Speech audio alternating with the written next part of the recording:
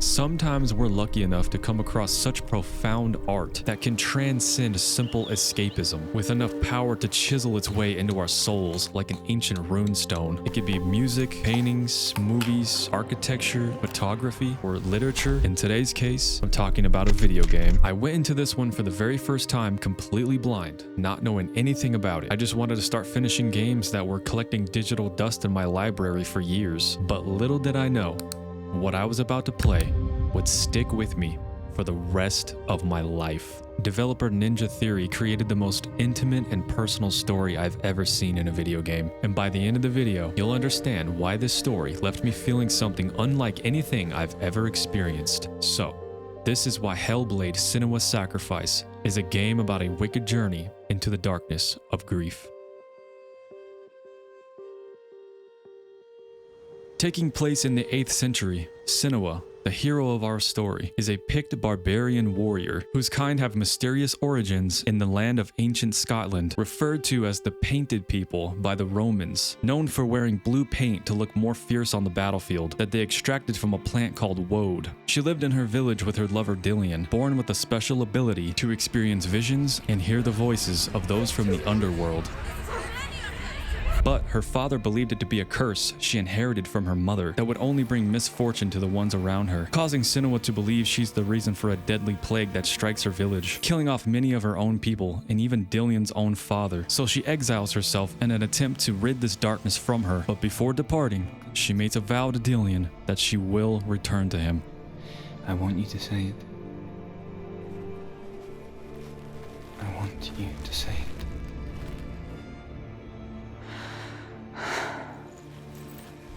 Come back to you.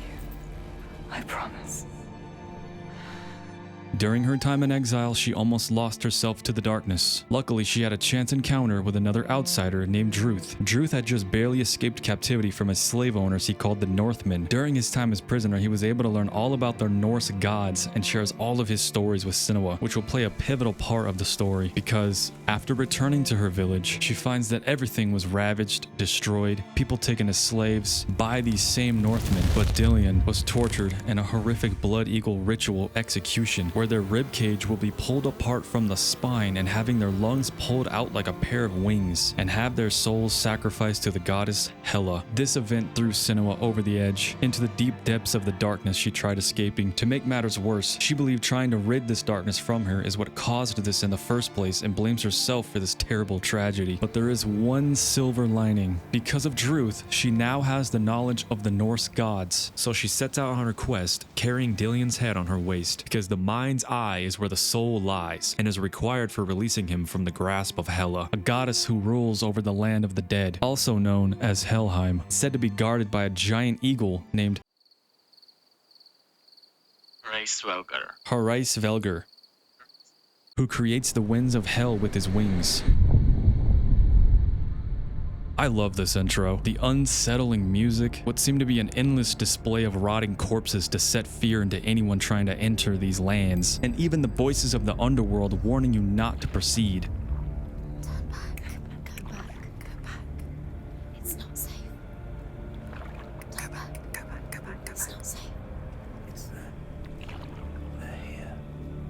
Setting the tone for the dark world you were about to set foot into. Despite these horrific things, Senua will stop at nothing. Due to her abilities to see visions from the underworld, she can sense Dillion's presence whenever she's closer to his spirit. She knows this is the place. The scene does look quite beautiful, doesn't it? Except for when you walk a little bit closer to it, you can start to hear the very disturbing screams of agony and torment from the souls that are trapped inside.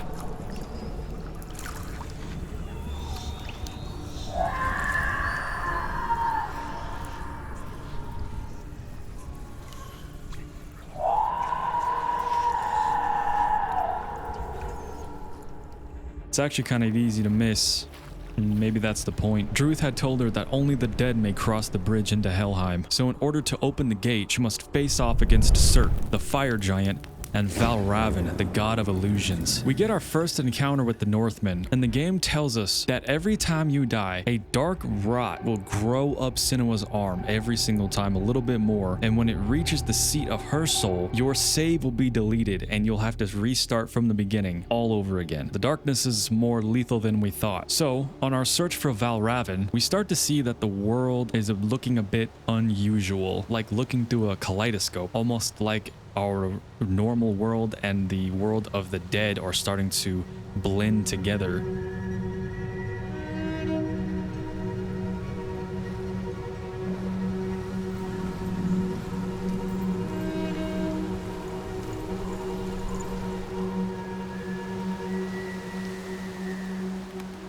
The fire giant resides on singed land with constant crackle of a fire that won't die out. With fresh smoke submerging the air, each pathway requires a fire sacrifice to pass through.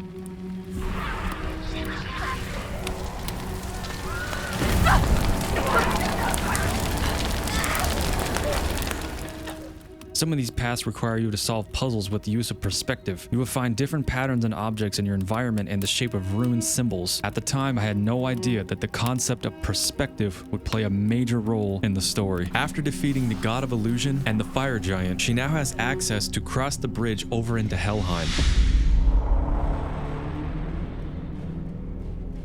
He saw who she could be. He saw who she really was. He saw the warrior within. It's your call. He can read it. He was kind to her.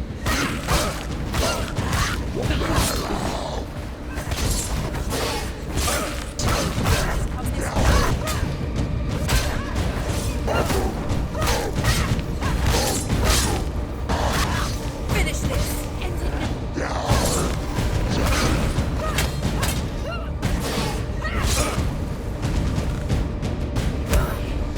Do you remember how he made you feel? It's not over! It's not over! Watch out!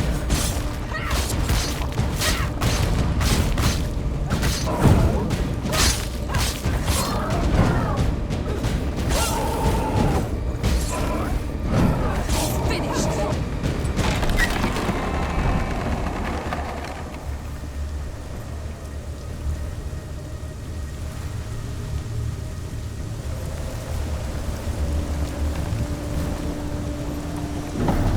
The gate is opening.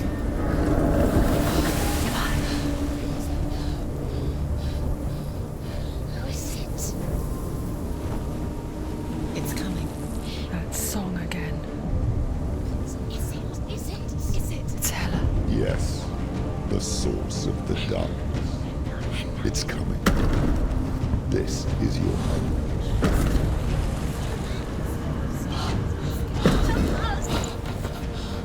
I'm sorry.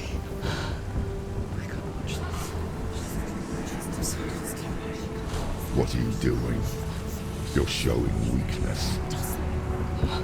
You're not a warrior. You're a disgrace. The gods will punish you for this. Pick up the sword. Pick it up. Fight the darkness. Fight it. Get up. Get up. Get up and fight.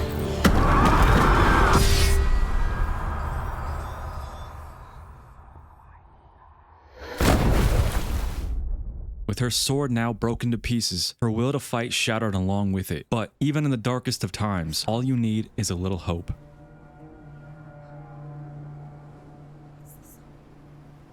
It's not real. It's a trick. It's not real. It is real. Listen to it. She can Don't give up. Did it. It's Not like this. Completely beaten physically and mentally, Delian's spirit reignites the fire within her to keep pushing. He leads her to a tree remnants of where they first met.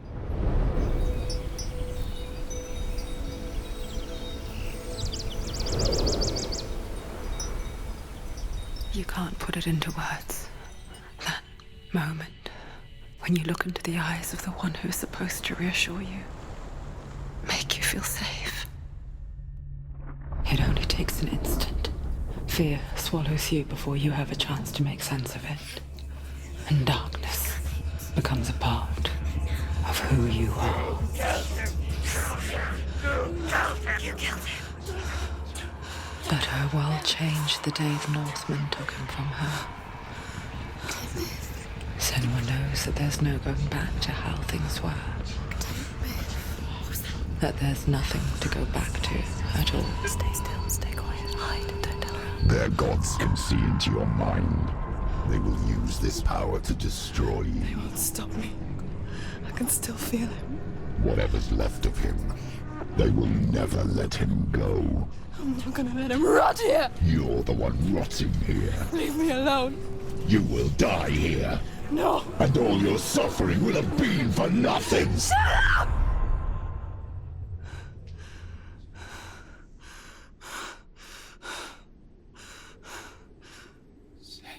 Dillion? Is that you?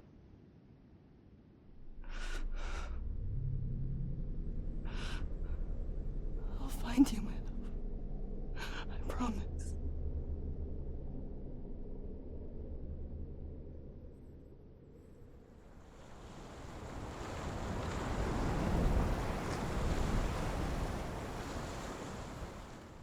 Inside the tree is another sword, forged by a powerful god of the Northmen, Odin. It has an ability to slay gods and would allow her to pass through the gates of Helheim and fight Hela as an equal. But in order to pull it out from the trunk, she must first face the 4 trials. Senua's not really the typical kind of female lead character that you would see in modern entertainment. Descending into hell, fighting horrifying looking demon beings is not what makes her strong or brave. She's actually terrified, which is what makes her strong and brave. She's not here to be like Tomb Raider and just be a badass and just do cool shit just for the sake of doing it. This place is an absolute nightmare to her. You can see it in her body language and hear it in her voice. I'm right here. Can't you see me? No. Help me. Breathe slow. It's the darkness. But she made a promise to Dillion that she would return to him and she will fulfill her vow no matter the cost. She will sacrifice her life to save his soul. I think now would be a good time to mention how well Melina Juergens plays Senua. It's not just the over-the-top death scenes that she's able to play so painfully realistically. For me, what makes the performance so good is in the more subtle, smaller things that really ground Senua as a real human. I feel like a lot of female lead characters these days are represented with this "I'm the shit and I know it" kind of attitude. Melina brings more of a human relatability to the character. Her facial expressions make her look more vulnerable, like she's a bit unsure of herself and her own abilities, and she looks a bit scared and almost kind of innocent. In the flashback where she meets Dillion for the first time, the way she looks at the ground and unable to hold eye contact, showing her shyness from being sheltered all of her life, when she comes back from the flashback in the silence of it all, she knows how to fight and won't back down from a challenge when it's necessary, but she's not here to prove anything. We're then thrown into the sea of corpses, and if Helheim is the land of the dead, then this is the realm of the tormented. Bodies upon bodies burnt to a crisp, of people who seem to be forced to live through it. Death is no escape for these people. Mangled, tangled, twisted, and interwoven together, and it's like they're trying to call out for your help, but their vocal cords are melted from the scorching flames.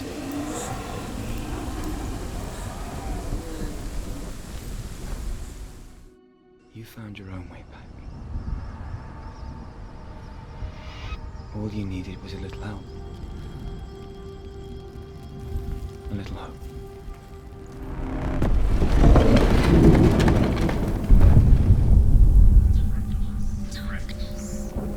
We finally enter Helheim, and this is where the game starts to crank up the creepiness meter a little bit. Anytime we're in the shadows, this very unnerving sound of a giant beast chasing you down,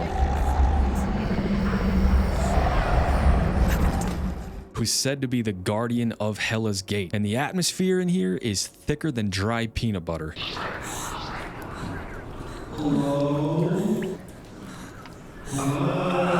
At some point, you'll need to fight off a wave of enemies after being forced to drop your torch, and the only way to see them is from their silhouettes lit from the torch you had to drop on the ground, which looks pretty fucking sick actually. And speaking of that, eventually the beast will chase you down a hallway onto a bridge that collapses underneath you, causing Dillion's head to fall down even deeper into the darkness of Helheim.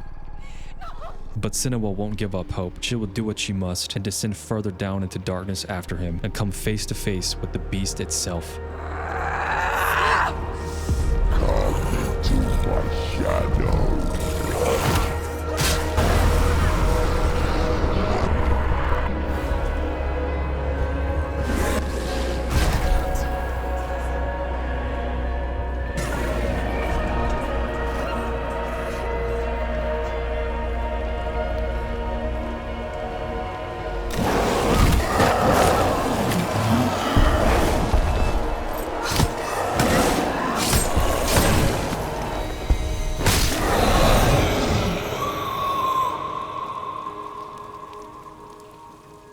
Or is this the price you pay for the gift you have? A gift that makes you so special in my eyes. Just another part of the person I love. I left for the wilds to protect you from my darkness. Because I love you. But it made it worse. I'm so sorry.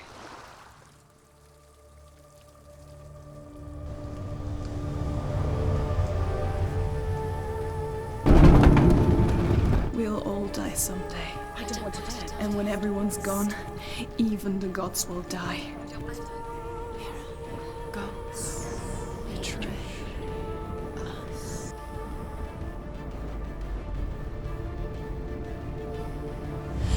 He's here. I know he's here.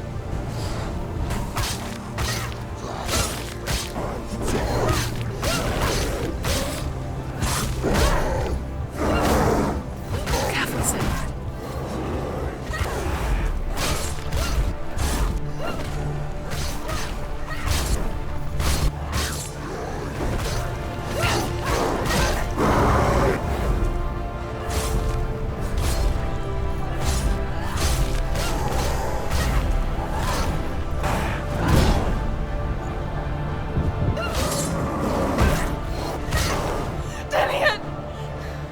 Where is he? You're trying to trick me again with your lies. I know he's here. You took him from me. You have him, Dillion. I know you're here. Hold on. I'll find you.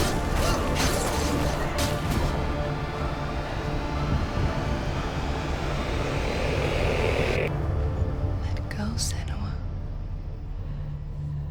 Let go. Let go. Go, Senua. Let go, Senua. Let go of your battle. This is where everything changed for me, where it stopped being a game and became an unforgettable experience. After the final cutscene, I was left very confused. And if you already know the story, you might have figured out why. So when the credits started rolling, I started doing my research, trying to figure out what had just happened. That's right. I had no idea that this game was heavily revolved around the mental illness of psychosis. Honestly, I didn't even know what psychosis was. I know you get something that says something about it when you load up the game. I thought it was just telling me, oh, there's disturbing imagery, yada yada. I was like, yeah, whatever. I just skipped past it, you know. So I did some more digging and I come to find out that psychosis is a disconnection from reality. People may have false beliefs or experience things that aren't real. Two important types of psychosis include hallucinations. These are when parts of your brain mistakenly act like they would if your senses, vision, hearing, touch, smell, and taste picked up on something actually happening. An example of a hallucination is hearing voices that aren't there. So wait, if Senua suffers from psychosis, what was real and what wasn't then? And the missing pieces of the puzzle all came together for me when I found this comment under a YouTube video by a user named Eduardo Rivera. Senua's quest was to bring her true love back to life. The fact that Dillion would never be able to be brought back to life revealed that her quest was a wicked journey into the darkness of grief as she fought the demons of being in denial of her lover's death.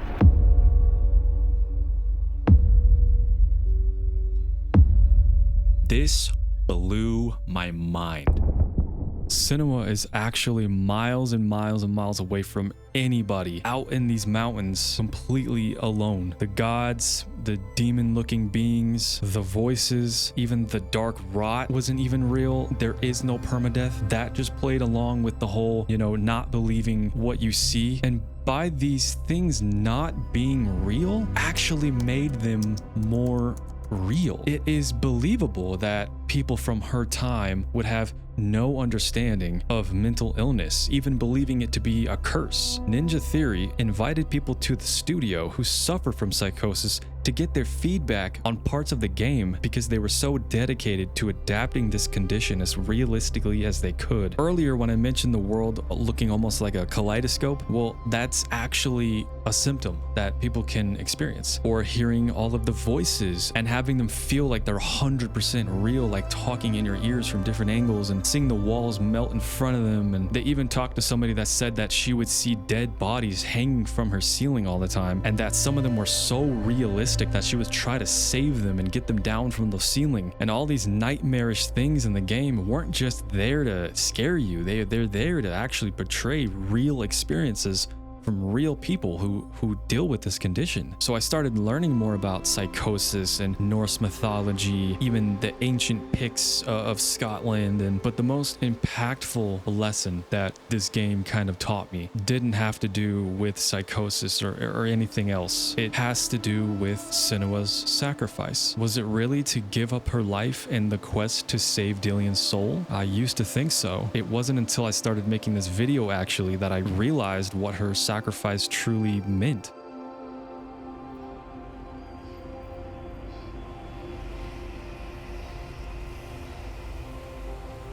If you're alive, and there's no darkness, then you never took him from me, did you?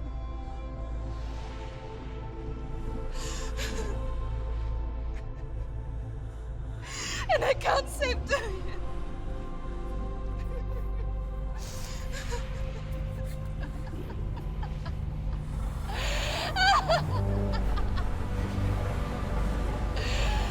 Is that what you want me to believe? After all you've done to me? And to him?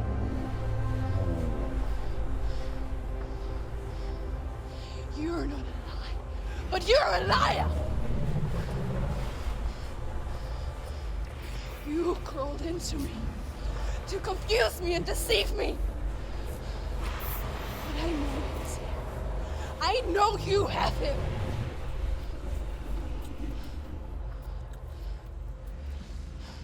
I'll give you my life. That's what you want, isn't it? My soul. Take it. I'll be a slave for you. I'll fight with you at Ragnarok. If you release him.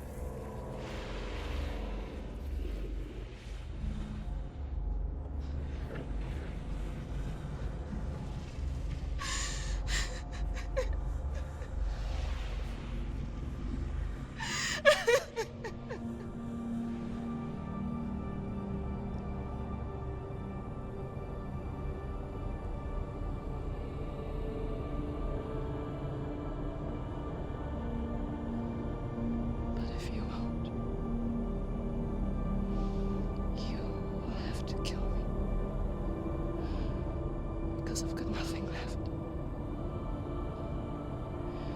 No fear. No hate.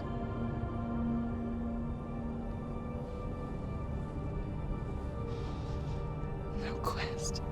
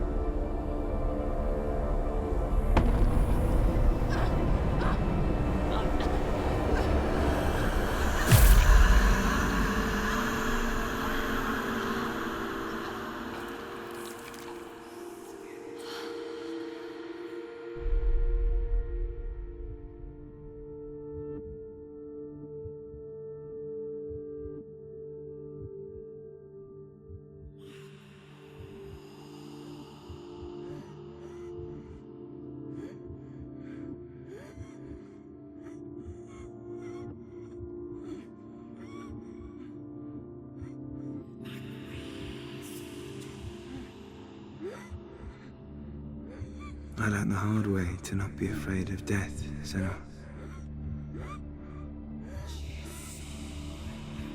Because a life without loss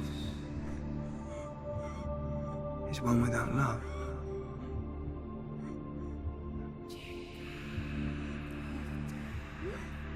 You turn your back on death, and all you can see is the shadow that it casts.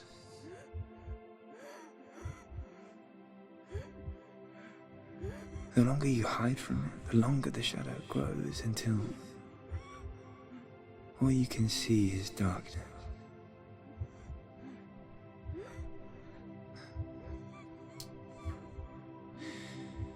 When our time comes, we must look death in the eye and embrace it as a friend.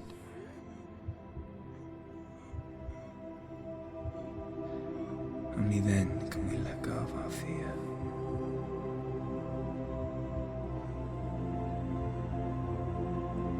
And emerge from our darkness.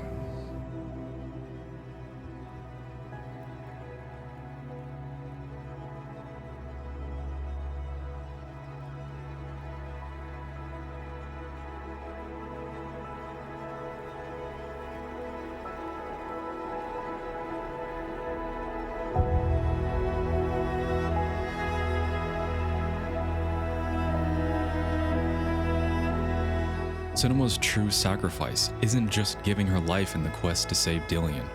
In a sense, she must sacrifice the old version of herself. When we lose someone, we can lose a part of ourselves with them. To move on, we must let go of who we used to be, rise from the ashes, and become reborn anew in a psychological rebirth.